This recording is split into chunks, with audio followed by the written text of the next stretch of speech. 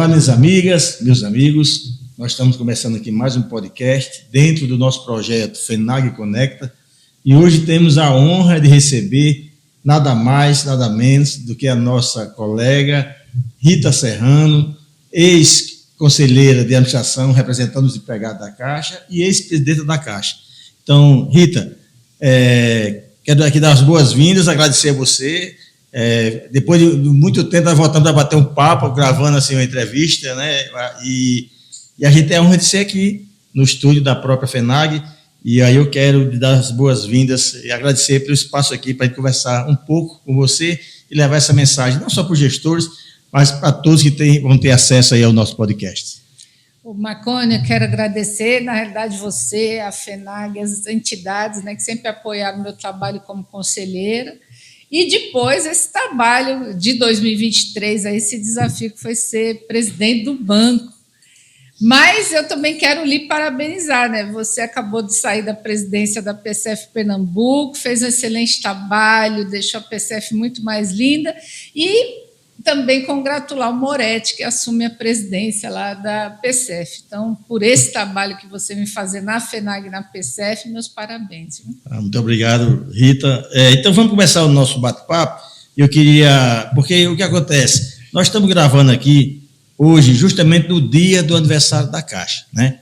E eu sei que você acabou de publicar aí um artigo, né? Eu queria que você falasse um pouco sobre ele e também sobre a própria Caixa, essa data especial, e fala também um pouco da sua experiência aí dentro da Caixa Econômica, né?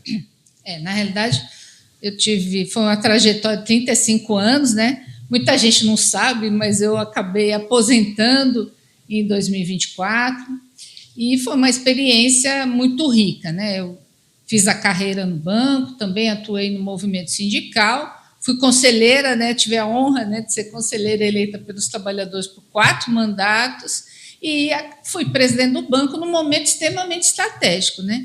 Se a gente lembrar, né, Marconi, nossa grande luta de até 2022, né, nesse período até anterior, 2014, 2020, até 2022, foi a defesa da Caixa enquanto instituição pública, né?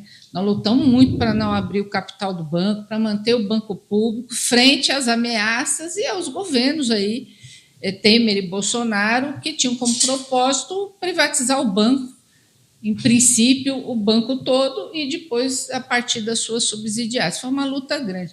Então, em 2023, eu tive a honra de ser escolhida pelo presidente Lula para iniciar o processo de reconstrução da Caixa.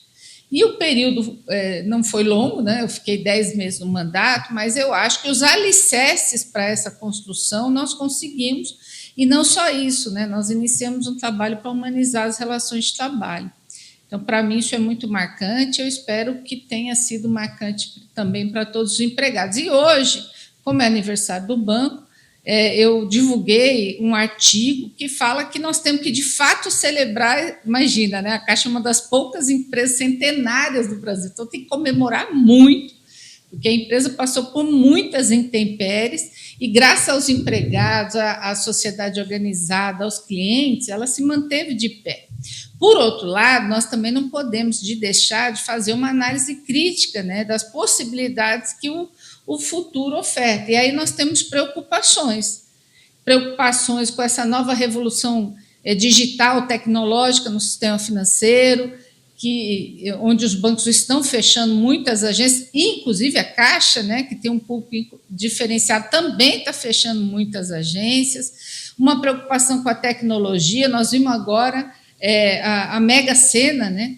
Imagina, não foi sorteada no dia, foi um dia depois, o que mexe com a credibilidade do banco, não por conta dos empregados, porque se dedicam muito ao trabalho, mas porque, de fato, faltam ferramentas, investimento em tecnologia, e também preocupação com a integridade, né? Você vê os empregados da Caixa Asset, que fizeram um parecer contrário a uma operação com o Banco Master, que agora está público, como é que o banco operava, foram destituídos da função, e até hoje isso não foi resolvido. Então, eu acho que tem várias preocupações com o futuro do banco, e para garantir a sustentabilidade, a integridade da instituição, nós precisamos continuar atuando dialogando com a sociedade, com o governo, com todos os entes interessados em ter uma instituição pública forte como a Caixa. E, além disso, óbvio, né, quem constrói a Caixa são seus empregados no dia a dia. Então, é preciso garantir a humanização das relações de trabalho, né, e essa é uma luta constante. Você está numa entidade importante, como tem outras entidades, as entidades sindicais, que é uma atuação constante você garantir condições de trabalho dignas. A Rita Serrano, ela recentemente assumiu o cargo de presidente do DIAP, né, que é o Departamento Intersindical de Assessoria Parlamentar, não é isso? É isso. É uma entidade muito importante que presta assessoramento às diversas entidades sindicais e associativas e que tem ajudado muito, principalmente no trabalho dentro do Congresso Nacional. É um dos locais em que o DIAP tem tido uma atuação importante, levantamento de dados, né, que ajudam justamente as entidades a poder traçar a sua estratégia de atuação institucional. E Rita, com toda a sua experiência, a sua história como conselheira da Caixa, como presidenta da Caixa, né, e toda a sua história também sindical, né, Rita? Você tem uma história longa, experiência, inclusive, no Executivo Municipal, lá em São Paulo, né? Então, tudo isso habilita Rita a muito mais outros desafios. Mas, nesse momento, ela aceitou esse desafio, né? É um processo que a eleição, não é isso, Rita? A eleição.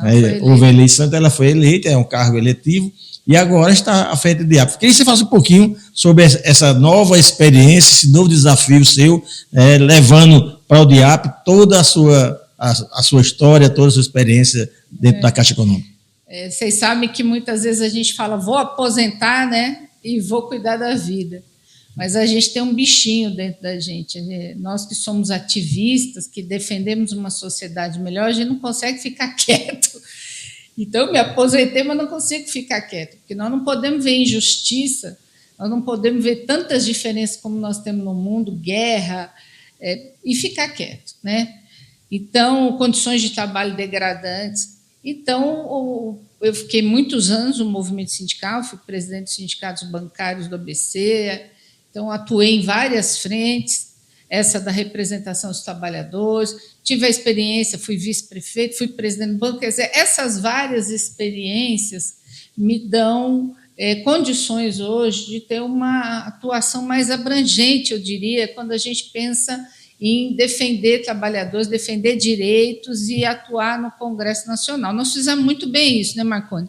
Eu, você e várias entidades na época do Estatuto das Estatais, em 2015, que tivemos que atuar no Congresso para mudar o Estatuto, porque ele propunha, né, no projeto original, na verdade, abria a possibilidade para privatizar todas as empresas. Então, nós atuamos... As empresas já eram transformadas automaticamente em SA, né? Era um absurdo.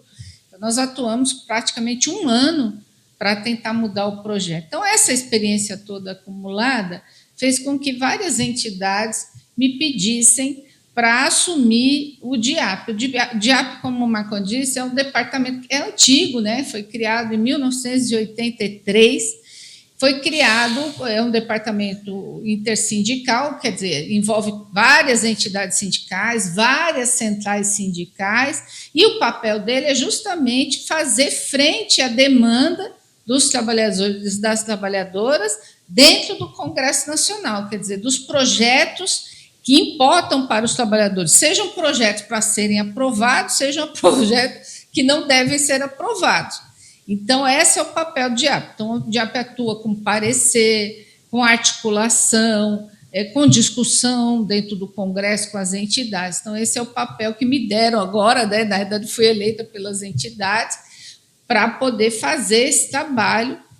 E hoje mesmo, né, já estive numa reunião no Planalto, lá com o ministro do Trabalho, o ministro da Secretaria-Geral, Guilherme Boulos, e o Luiz Marinho, e com várias entidades sindicais, para discutir o projeto que envolve a regulamentação de direito de trabalhadores de aplicativo. Tem também a discussão da jornada 6x1.